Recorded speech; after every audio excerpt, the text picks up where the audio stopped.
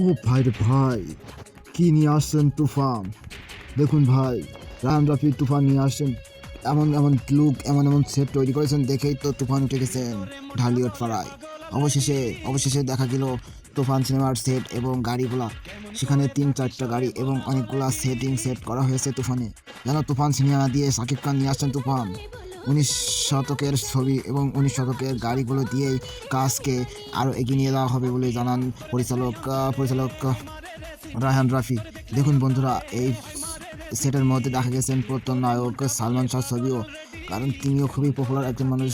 রায়হান রাফি জানিয়েছিলেন এমন কিছু হবে যা দেখে এই মানুষের হৃদয় থেকে আকুলিত হতেই হবে। যেমন দেখুন বন্ধুরা, রায়হান রাফি কিন্তু জানিয়েছিলেন ছবিটা এমন অ্যাকশন ধরনের হবে যা দেখে মানুষের মাথায় নষ্ট হয়ে যাবে।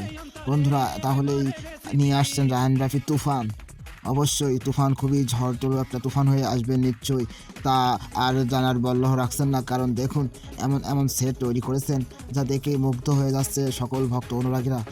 ছবি দেখার আগে এত সুন্দর আকর্ষণীয় মুহূর্ত তৈরি হচ্ছে ছবিটার মুভমেন্টে, যা দেখে মাথায় নষ্ট হচ্ছে সাকিব ভক্তদের। অবশেষে জানালেন তাহলে তার নতুন ছবিতে নায়িকারা কারা থাকছেন। তিনি জানালেন 2টা নায়িকা থাকবেন এবং বিশেষ করে তার ইঙ্গিত করছেন রচনা ব্যানার্জি এবং পায়েল সরকার এবং কোয়েল মল্লিক এবং মিমি চক্রবর্তী। এই 4জন নায়িকার মধ্যে একজন থাকবেন বলে মনে করেন সাকিবিয়ানরা। কারণ ছবিটার প্রভাব এবং ছবিটার আকর্ষণীয়ের জন্য অবভিয়াসলি কোয়েল মল্লিক খুবই প্রয়োজনীয়, কারণ সকল ভক্তরা চান কোয়েল মল্লিককে।